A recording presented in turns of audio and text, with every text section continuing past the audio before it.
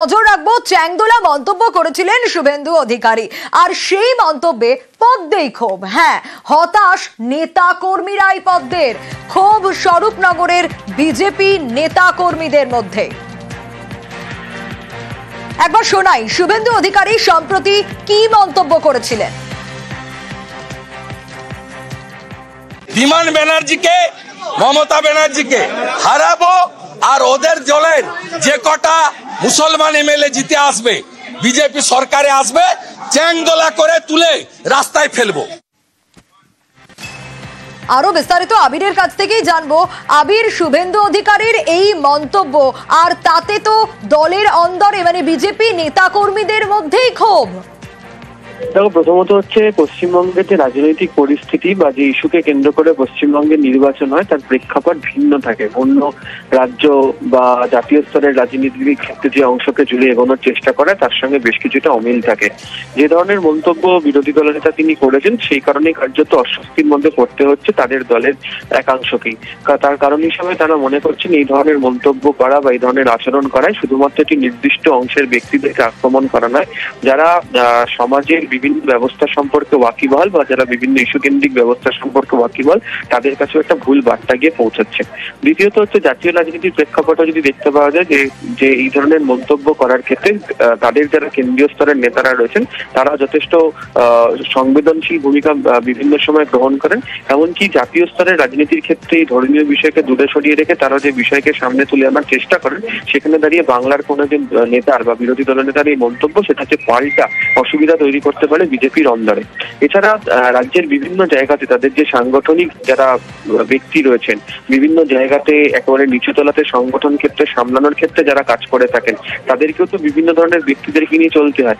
সেক্ষেত্রে দাঁড়িয়ে যারা সংখ্যালঘু ব্যক্তি, তাদের বিরুদ্ধে যদি এই ধরনের মন্তব্য আসে, তাহলে তাদের ক্ষেত্রেও সাংগঠনিক ক্ষেত্রে কাজ করার ক্ষেত্রে অসুবিধা তৈরি হবে, যেটা স্বরূপনগরের এই বিজেপি কর্মীদের মধ্যে থেকে উঠে এসেছে।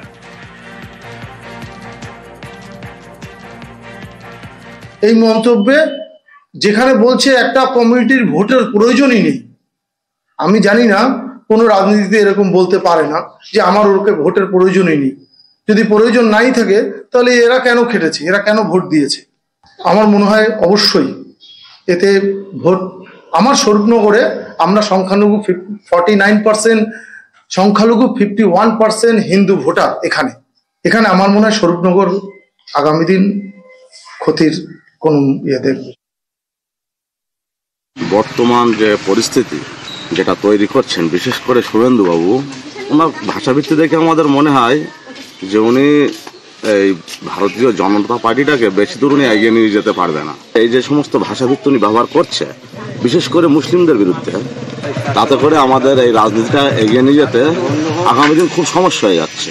আমাদের উপর নেতৃত্ব যারা আছে, আমরা যদি ওনার বিরুদ্ধে কোনো স্টেপ না নেয়, তো যেমন আগেরবার 18টা ছিল লোকসভা, এবার 12টা হয়েছে, সে একমাত্র ওনার জন্য হয়েছে। শুভেন্দু বাবু এমন লেকচার দিচ্ছেন, ভাষণ দিচ্ছেন যে মুসলিমদের তুলে আছাড় মারবে, এ করবে, তা করবে, কিন্তু আমরা কোনোদিনও ভাবিনি যে ভারতীয় জনতা পার্টির মধ্যে এইসব কালচারের মধ্যে আমাদের থাকতে হবে, যে মুসলিম বিদ্বেষী কথা হবে বা কোনো জাতি টেনে কথা হবে, এইটা আমরা কোনোদিনও ভাবিনি।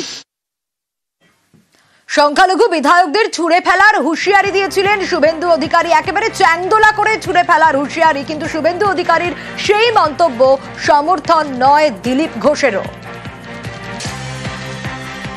বিরোধী দলনেতা বলছেন যে সংখ্যালঘু বিধায়কদের ছুঁড়ে ফেলে দেবে, তৃণমূল কংগ্রেসের বিধায়ক বলছে মুর্শিদাবাদে গেলে আটকে রেখে দেবে।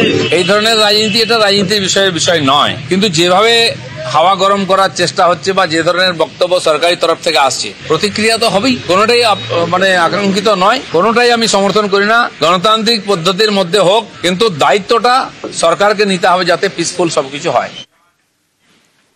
শুভেন্দুর মন্তব্যে কেউ হতাশ নন, প্রতিক্রিয়া জগন্নাথ চট্টোপাধ্যায়ের। কেউ শুভেন্দু অধিকারীর মন্তব্যে হতাশ না।